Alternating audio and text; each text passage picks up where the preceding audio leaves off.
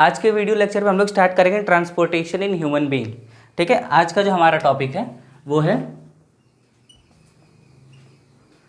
Transportation in human being.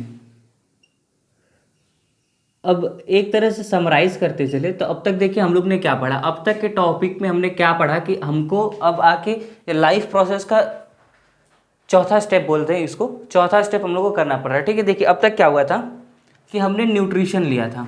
ठीक है, nutrients को अपने अंदर लिया था by the process of nutrition. ठीक है, अब न्यूट्रिशन के बाद उस न्यूट्रिशन का क्या हुआ था, डाइजेशन। ठीक है, अब इस डाइजेशन और न्यूट्रिशन क्यों लिया था ये भी देख लीजिए। न्यूट्रिशन हमने किस लिए लिया था, एनर्जी के लिए। ठीक है, हमने न्यूट्रिशन लिया था एनर्जी के लिए। तो उस न्यूट्रिशन का हुआ डाइजेशन।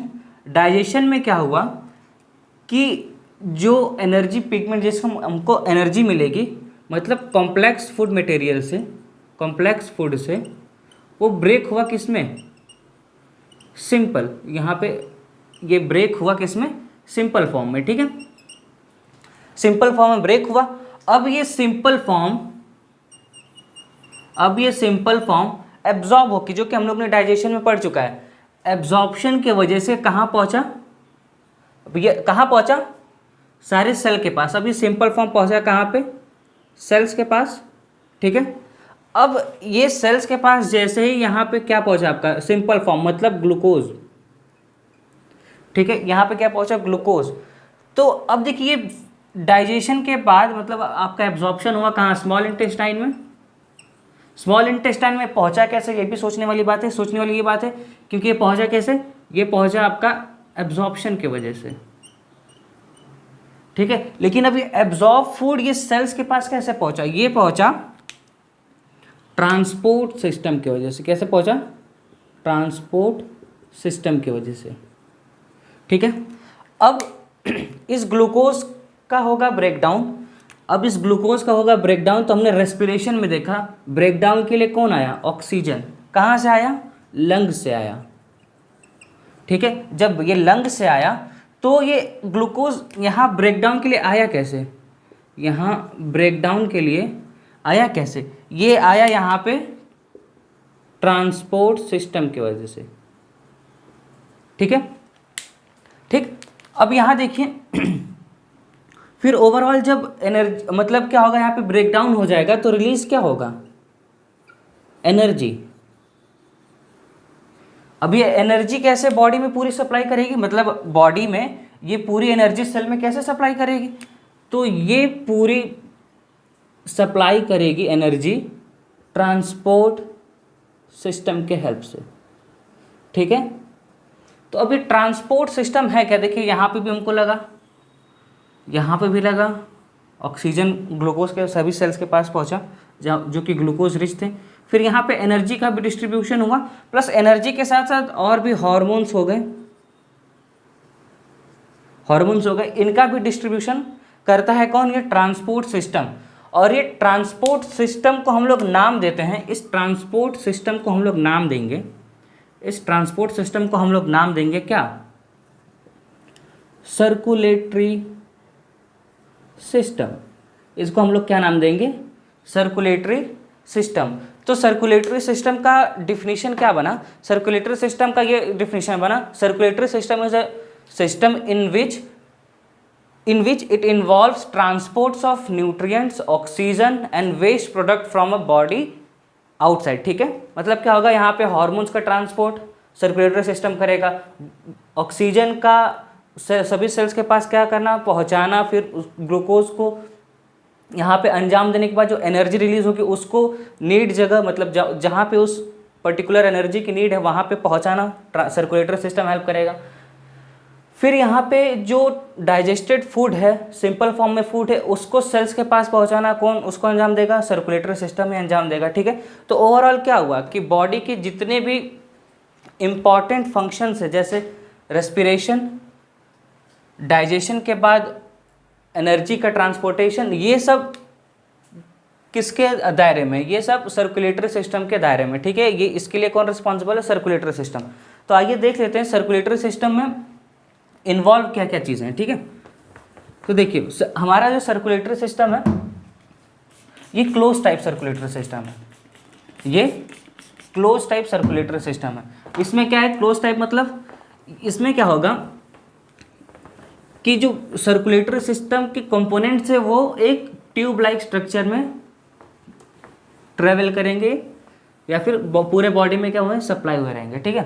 तो सबसे पहले ह्यूमन बीइंग के ट्रांसपोर्टेशन में, अब इसको हम लोग नाम दे दें circulatory system in human being, ठीक है, circulatory system in human being. तो अब सबसे पहले यहाँ पे आपका इन्वॉल्व है क्या, सर्कुलेशन के लिए सबसे पहले इन्वॉल्व है आपका ब्लड, ठीक है, blood.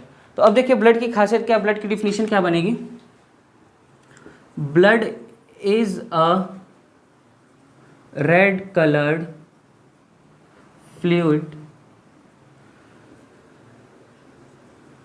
present in blood vessels या फिर fluid flows in blood vessel,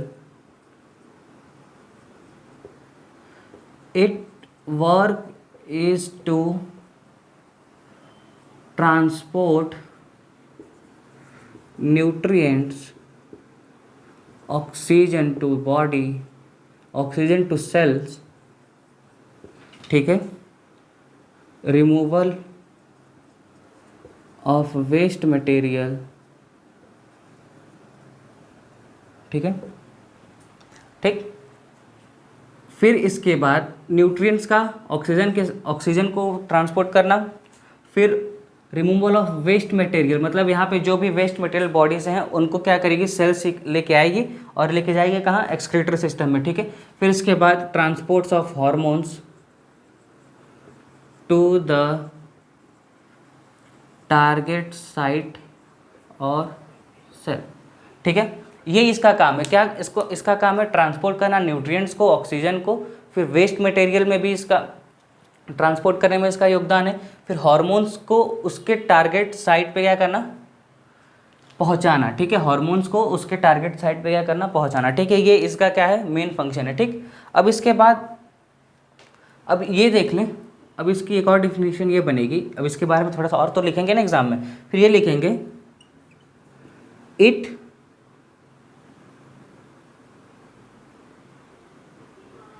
is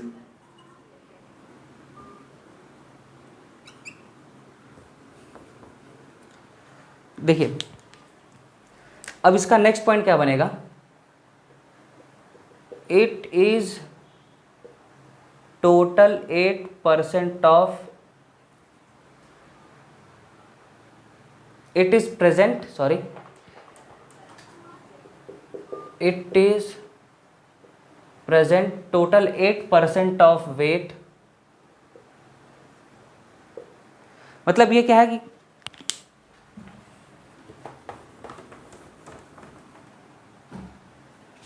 अब इसका नेक्स्ट पॉइंट बनेगा कि it's covers 8% of total body weight, ठीक है। ये आपका 8% of total body weight cover करता है। जैसे अगर 100% है किसी का वेट तो इसमें 8% ब्लड का वेट क्या होगा, इन्वॉल्व होगा, ठीक है, ब्लड का वेट इन्वॉल्व होगा। अब नेक्स्ट चीज़ ये कि ये बॉडी में present 4 to 5 litre in body, ठीक है। ये एक इन जनरल था कि ये 4 से 5 लीटर बॉडी में प्रेजेंट होता है, ठीक है, और ये 8% बॉडी का टोटल वेट कवर करता है। फिर ये न्यूट्रिएंट्स का ट्रांसपोर्ट करता है, ठीक है, न्यूट्रिएंट्स का ट्रांसपोर्ट, ऑक्सीजन का, CO2 का रिमूवल, ठीक है, ये सब इसी में इन्वॉल्व है, ठीक है।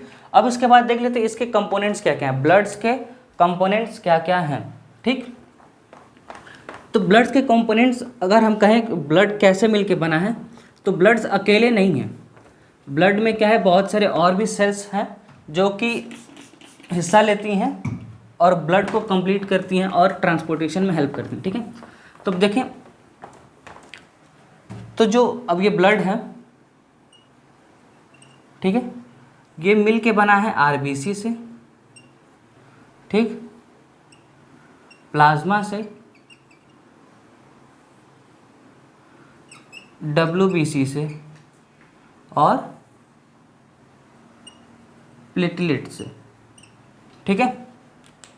ये हैं ब्लड के कंपोनेंट्स, आरबीसी, प्लाज्मा, डब्ल्यूबीसी और प्लेटलेट्स, ठीक है। तो देखिए, आरबीसी को हम लोग एरिथ्रोसाइट्स भी कहते हैं, एरिथ्रोसाइट्स, ठीक है। डब्ल्यूबीसी को हम लोग ल्यूकोसाइट्स, ठीक है, और प्लेटलेट्स को थ्रोम्बोसाइट्स, ठीक है।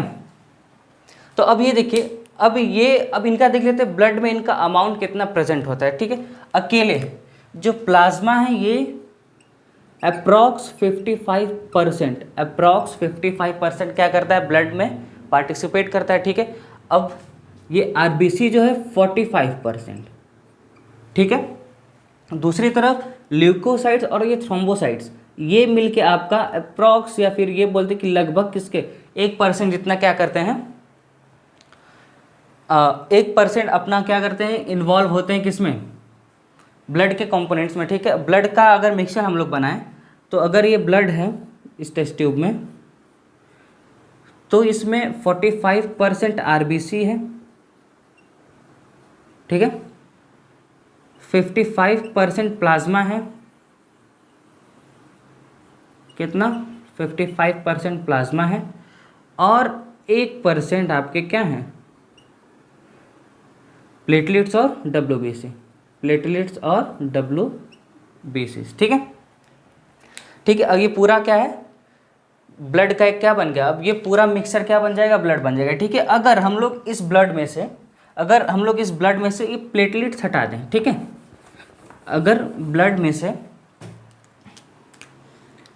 इस ब्लड में से प्लेटलेट्स को हम लोग रिमूव कर दें, प्लेटलेट्स को अगर रिमूव कर दें,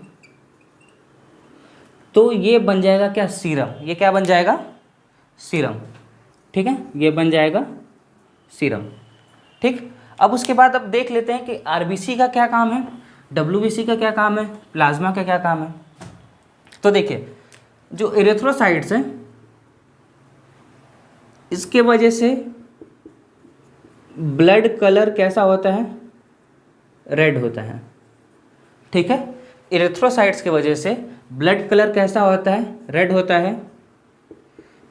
इट इज बाइकनकेव, ये बाइकनकेव इन शेप होता है, वो भी कैसा इसका शेप है, राउंड। मतलब अगर ये ब्लड सेल्स है तो ये कुछ इस प्रकार रहेगा, आपको मिलेगा ये ऐसे, ठीक है। मतलब दोनों तरफ क्या होगा, कनकेव मिरर आपने देखा होगा, ये ऐसे। अगर हम हजमोला जैसे आता है ना, हजमोला का पैकेट, तो आप उसमें देखते हो कि हजमोला के बीच में ऐसे कुछ ऐसे बना होता है, तो ये क्या हुआ, बाइकनकेव। ये और ये वाला पोर्शन क्या हुआ, बाइकनकेव, ठीक है। ये होता है क्या, it is a biconcave in shape, round in shape, ठीक है। फिर दूसरी चीज़ कि ये क्या होता है, ए न्यूक्लिएटेड होता है, कैसा, ए न्यूक्लिएटेड, ठीक है, मतलब न्यूक्लियस एब्सेंट है इसमें, ठीक है। ब्लड क्या है आपका कनेक्टिव टिश्यू है, और टिश्यू मतलब क्या, बहुत सारे सेल से मिलके बना है। तो ये आरबीसी जो आपका है ये ए न्यूक्लिएटेड सेल्स है, मतलब इसमें क्या है, न्यूक्लियस एब्सेंट है, ठीक है। अब इसके बाद इसके पास होता है क्या, इट हैव हीमोग्लोबिन, अब ये हीमोग्लोबिन क्या है, हीमोग्लोबिन है आयरन रिच प्रोटीन, मतलब इसके पास आयरन रिच प्रोटीन है हीमोग्लोबिन, ठीक। इससे क्या होता है कि अब इसी हीमोग्लोबिन के वजह से ब्लड का कलर कैसा होता है, रेड होता है, ठीक है, ठीक। और हेमोग्लोबिन का एक मेन फंक्शन है, ब्लैक मार्कर से लिख देता हूँ, हेमोग्लोबिन इट बाइंड्स, ये बाइंड्स करता है किसको, ऑक्सीजन मॉलिक्यूल्स को। हीमोग्लोबिन बाइंड्स ऑक्सीजन मॉलिक्यूल, ठीक है। ये हीमोग्लोबिन क्या करता है, ऑक्सीजन मॉलिक्यूल्स को बाइंड करता है, ठीक है। तो अब देखिए हमारे ब्लड में क्या मिलता है, आयरन, ठीक है, जो कि क्या करता है, ऑक्सीजन को बाइंड करता है, ठीक। अब ओवरऑल क्या हुआ, अब ये जैसे आरबीसी है, ठीक है, तो अब ये बाइंड करेगा ऑक्सीजन, ठीक है, ये बाइंड किया ऑक्सीजन को। तो ये ऑक्सीजन को कैसे बाइंड किया, एक हीमोग्लोबिन 4 ऑक्सीजन के मॉलिक्यूल्स को बाइंड करता है, ठीक है, ठीक। तो अब ये बाइंड कैसे किया, क्योंकि यहाँ पे क्या प्रेजेंट है, Fe, ठीक है, आयरन प्रेजेंट है, प्लस अब Fe अब ज़्यादा मात्रा में, अब ये क्या बन जाएगा, हीमोग्लोबिन। अभी इसी हीमोग्लोबिन की वजह से आरबीसी का कलर कैसा हो जाएगा, रेड हो जाएगा, ठीक है। अब बात करते हैं प्लाज्मा की, अब बात करेंगे हम प्लाज्मा की। तो स्क्रीनशॉट आप ले लीजिए इसका। अब प्लाज्मा पे आते हैं, ठीक है। प्लाज्मा में देखिए क्या, प्लाज्मा 55% प्रेजेंट है, ठीक है, 55% प्रेजेंट है, मतलब ये किस में हेल्प करेगा, फ्लो में, ठीक है। इट प्रोवाइड्स फ्लूइडिटी, ठीक है। अब इससे क्या है कि फ्लूइडिटी मेंटेन रहेगी, मतलब ब्लड आसानी से फ्लो कर पाएगा। अब ये सब क्या आपकी सेल्स है ना, आरबीसी, डब्ल्यूबीसी, प्लेटलेट्स, ये सब क्या है, सेल्स हैं। अब ये सेल्स अगर मान लीजिए जैसे मान लीजिए किसी कोई पाइप है और उसमें लोग पानी से ज़्यादा कोई अनाज का पैकेट या फिर अनाज फ्लो कराए, तो वो as compare to water flow नहीं आसानी से कर पाएगा, ठीक है। इसीलिए अगर उसी पाइप में पानी की मात्रा ज़्यादा कर दे और अनाज के पैकेट्स, मतलब अनाज की क्वांटिटी को कम कर दे, तो वो वाटर के साथ साथ उस पाइप में आसानी से क्या करेगा, फ्लो कर पाएगा, ठीक है। तो अब यहाँ देखते हैं प्लाज्मा, ये प्रोवाइड क्या करता है, फ्लूइडिटी प्रोवाइड करता है, ठीक है। और इसके बाद ये ट्रांसपोर्ट करता है किसका, इट ट्रांसपोर्ट्स न्यूट्रिएंट्स, ये ट्रांसपोर्ट में हेल्प करता है किसके, न्यूट्रिएंट्स के, ठीक है, और मिनरल्स के, ठीक। अब इसके बाद आते हैं ल्यूकोसाइट्स के बारे में। ल्यूकोसाइट्स मतलब डब्ल्यूबीसी, डब्ल्यूबीसी को हम लोग बोलते हैं सोल्जर ऑफ अ बॉडी, ठीक है, इसको हम लोग बोलते हैं सोल्जर ऑफ अ बॉडी। इसको क्यों हम लोग सोल्जर ऑफ अ बॉडी बोलते हैं, क्योंकि ये हेल्प करता है किस में, बिकॉज इट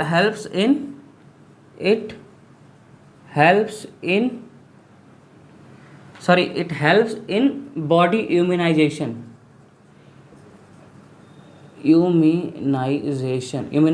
मतलब ओवरऑल ये इन्वॉल्व होता है किस में, बॉडी के इम्यून सिस्टम में, ठीक है। अब इम्यून सिस्टम का क्या काम है, अब इम्यून सिस्टम का काम है कि डब्ल्यूबीसी सेल्स जो हैं, डब्ल्यूबीसी सेल्स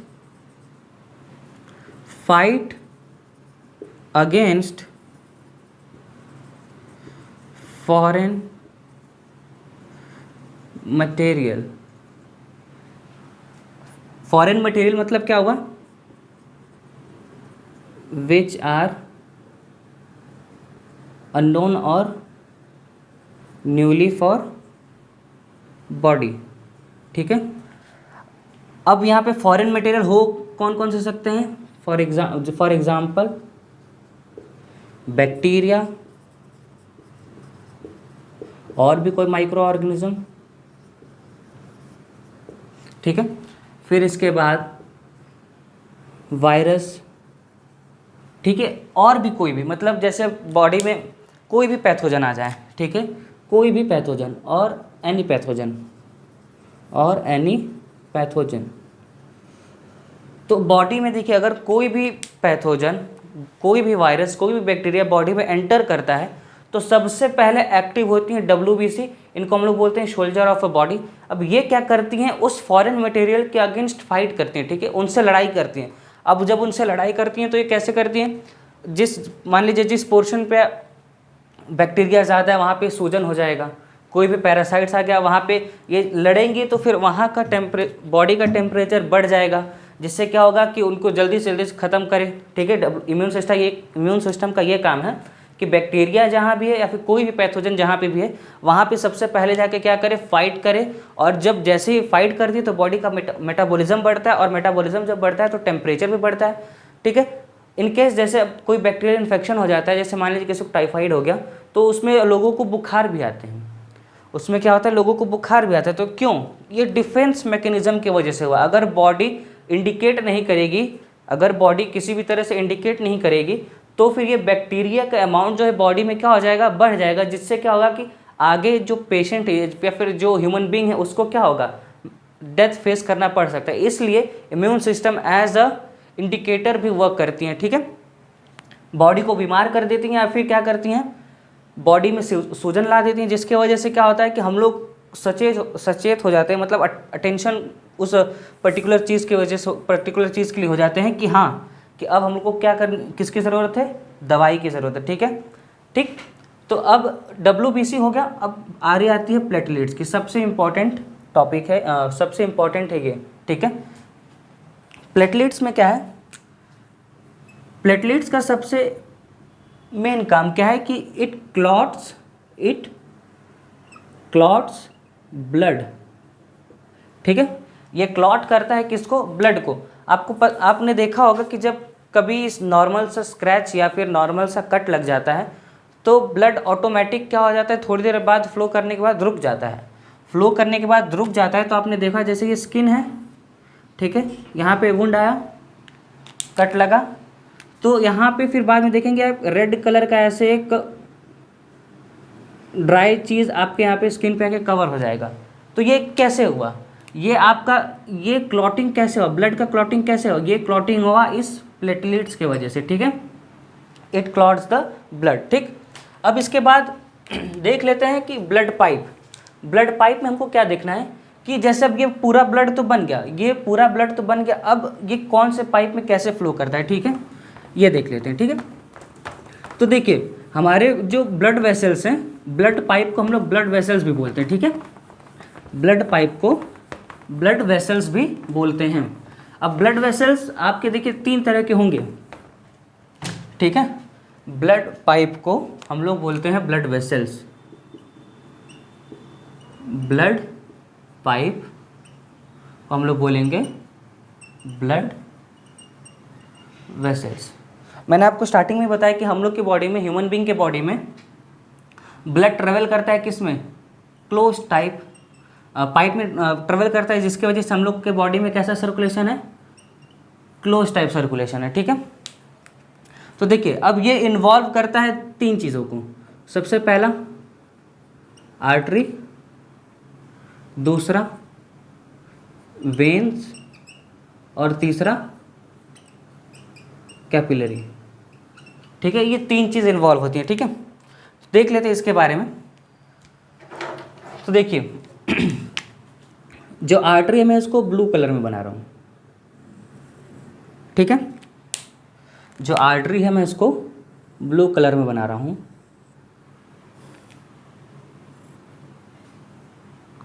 और जो वेन्स है मैं इसको रेड कलर में बना रहा हूँ। जो वेन्स है मैं इसको रेड कलर में बना रहा हूँ। ठीक है, और इसी बीच अब आपका यहाँ बीच में प्रेजेंट क्या है, आपका यहाँ बीच में प्रेजेंट है जंक्शन। क्या प्रेजेंट है, जंक्शन। अब ये जंक्शन का क्या काम है, अब ये जंक्शन का काम है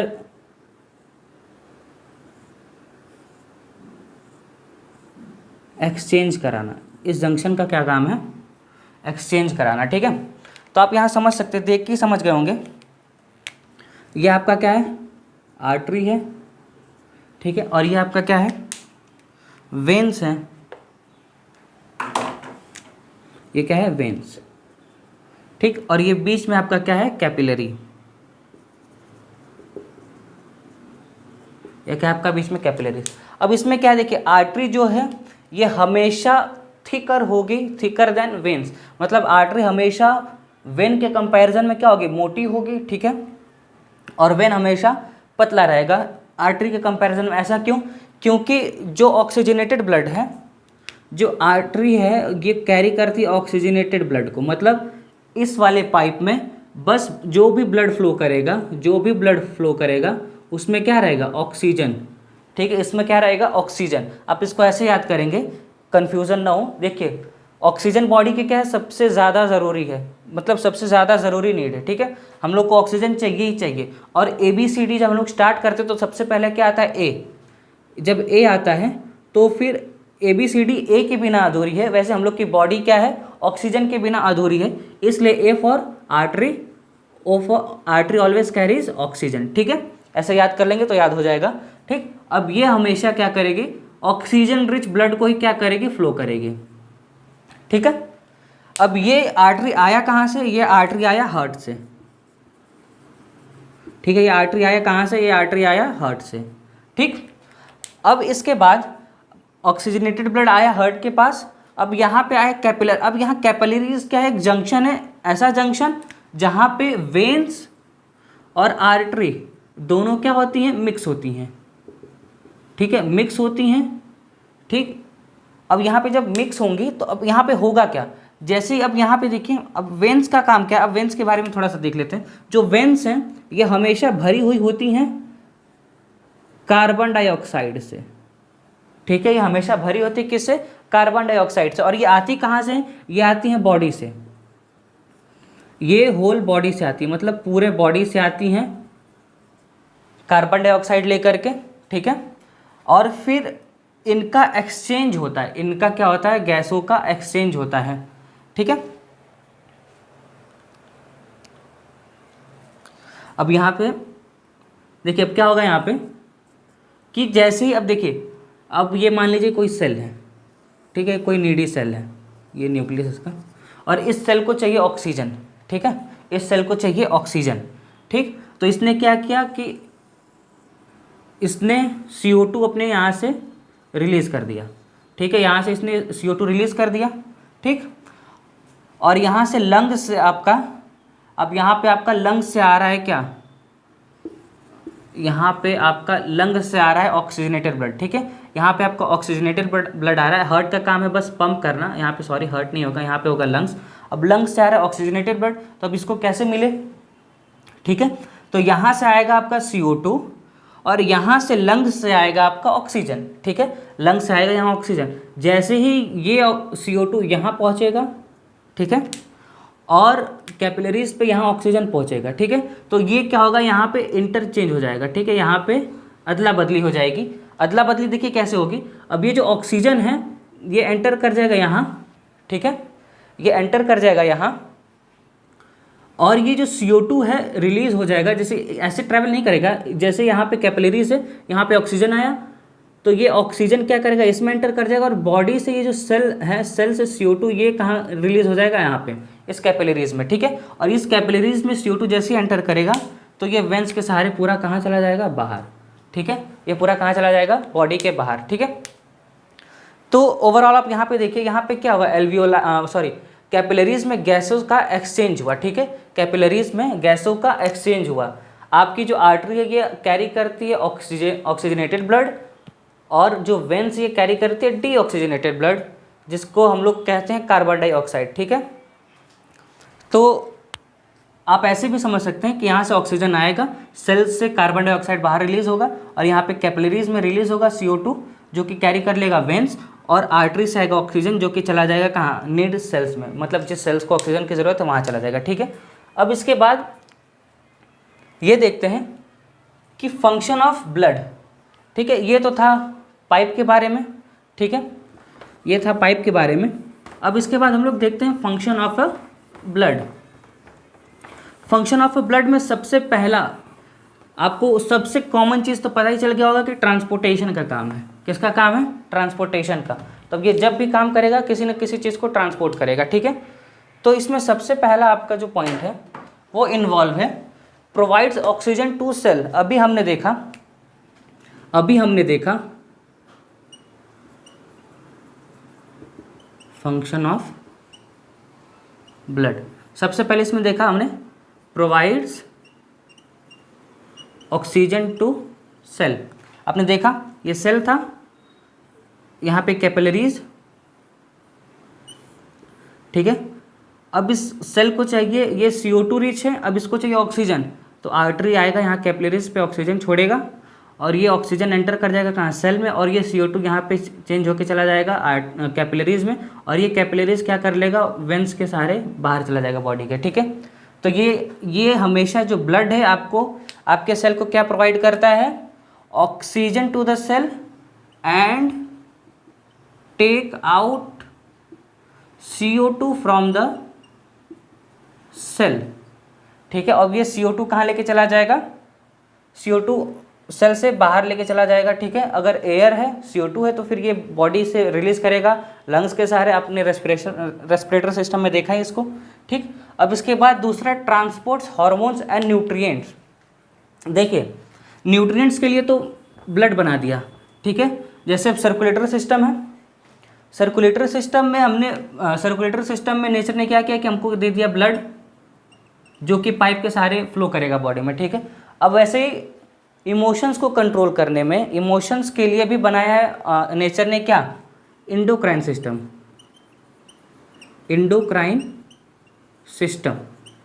इंडोक्राइन सिस्टम का क्या काम है, अब इंडोक्राइन सिस्टम में रिलीज होता है किसका, हार्मोन्स का, रिलीज होता है हार्मोन्स का, आगे हम लोग पढ़ेंगे।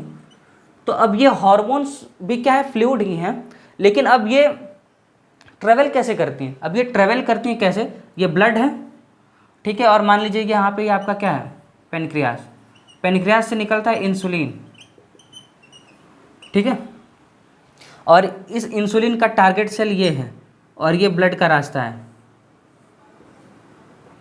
ठीक है, ये ब्लड वेन्स है, मतलब ब्लड वेसल से पूरी, और इस टारगेट, इस सेल्स को चाहिए इंसुलिन। तो अब ये पेनक्रियास क्या करेगी, इलियोफ्लैक स्ट्रक्चर होता है, अब ये पेनक्रियास क्या करेंगी, इंसुलिन छोड़ेंगी, ठीक है, यहाँ पे रिलीज करेंगे कहाँ पे, ब्लड में, ठीक है। और ये ब्लड क्या करेगा, फ्लो करेगा, यहाँ भी फ्लो करेगा, यहाँ भी फ्लो करेगा, ठीक है।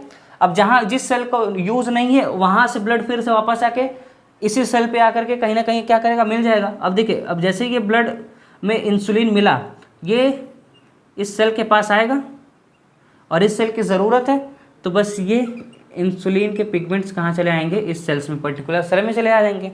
तो अब यहाँ पे देखिए हार्मोन्स भी क्या कर रहे हैं, ब्लड में ही क्या हो रहा है, मिक्सअप हो रहा है, और टारगेट सेल के पास पहुँच रहे हैं, ठीक है। Transport of hormones and nutrients, nutrients के भी बारे में हमने बता दिया था कि एब्जॉर्प्शन के बाद न्यूट्रिएंट्स कहाँ, सेल्स के पास ऐसे ब्लड में घुल करके, डिजॉल्व हो करके क्या होते हैं, टारगेट सेल के पास पहुँचते हैं, ठीक है। अब उसके बाद ब्लड का तीसरा काम है होम्योस्टेसिस का।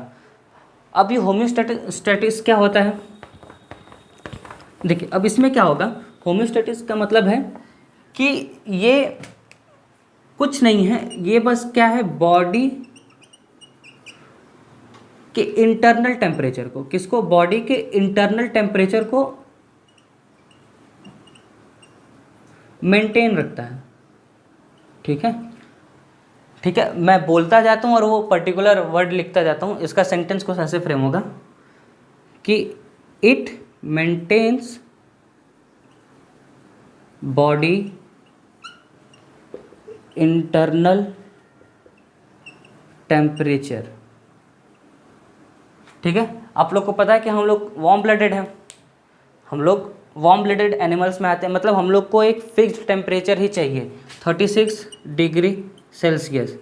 अगर इससे ज़्यादा हुआ तो भी बॉडी मेंटेन कर लेती है, ब्लड मेंटेन कर लेती है होम्योस्टेटिस के प्रोसेस से, ठीक है। और अगर कम भी हुआ तो भी बॉडी मेटाबॉलिज्म बढ़ा के क्या कर लेती है, मेंटेन कर लेती है बॉडी के टेम्परेचर को, ठीक है। अब उसके बाद चौथा नंबर है blood clotting at site of injury. हमने अब देखा, अब यहाँ पे आपने बताया था मैंने आपको कि प्लेटलेट्स होती हैं, प्लेटलेट्स का एग्जांपल दिया था कि जैसे ही कहीं मान लीजिए स्किन है, यहाँ पे कट लगा, तो यहाँ पे आप देखेंगे कुछ देर बाद यहाँ पे एक डार्क कलर का क्या आ जाता है, अपीयरेंस आ जाता है, जिससे कि हम लोग को समझ में आता है कि वो ये तो ब्लड है। तो वो ब्लड नहीं होता, यहाँ पे क्या होती है, प्लेटलेट्स होती है। प्लेटलेट्स क्या हैं कि शेपलेस हैं, ठीक है, शेपलेस हैं, और ये क्या करती हैं, इस घाव पे आकर के ऐसे इकट्ठा हो जाती हैं, ठीक है, और इस घाव को क्या कर लेती है, कवर कर लेती हैं। ठीक है, तो ब्लड में होता है प्लेटलेट्स, और प्लेटलेट्स किस में हेल्प करती हैं, क्लॉटिंग में। ठीक है, अब उसके बाद transport waste to the kidney and liver. ठीक है, अब मैंने यहाँ पे बताया था कि जैसे नाइट्रोजनस वेस्ट जो है निकलते हम लोग की बॉडी से, आगे एक्सक्रीटरी सिस्टम हम लोग पढ़ेंगे, उसमें क्या है कि जो वेस्ट प्रोडक्ट है बॉडी से जाती है किडनी की तरफ। ठीक है, बॉडी से जाती है किडनी की तरफ, तो इसमें भी कौन रोल प्ले करता है, ब्लड रोल प्ले करता है। ठीक है, it transports waste to the kidney and liver. ठीक है, अब लास्ट है protection of the body against pathogens, protection of a body against pathogens. फिर वही इम्यून सिस्टम वाला कॉन्सेप्ट कि जो ब्लड है, ब्लड में होती हैं WBCs, ब्लड में होती हैं WBC, ब्लड में होती हैं WBC जिसको हम लोग बोलते हैं ल्यूकोसाइट्स। अब ये हेल्प क्या करती हैं, ये फाइट करती है अगेंस्ट पैथोजेंस के। ठीक है, ये फाइट करती हैं पैथोजन के अगेंस्ट और बॉडी को प्रोटेक्ट करती हैं जर्म्स से या फिर पैथोजन से। ठीक है, तो आज की वीडियो में बस इतना ही। आज की वीडियो में हमने यही पर्टिकुलर टॉपिक्स कवर किया, जो कि ब्लड है उसके कंपोनेंट्स है, फिर ब्लड पाइप मतलब ब्लड वेसल्स के बारे में देखा। ब्लड वेसल्स में हमने देखा आर्टरी, वेन्स और कैपिलरीज होती हैं। ठीक है, फिर उसके बाद हमने ब्लड पाइप के बाद देखा कि फंक्शन क्या है ब्लड का। ब्लड की कुछ मेन फंक्शन मैंने यहाँ पे लिख रखे हैं पहले से ही, और मैंने उसी को डिक्टेट किया। तो अब अगले वीडियो में मिलते हैं, pathway of a circulation system in human being. तब तक के लिए धन्यवाद।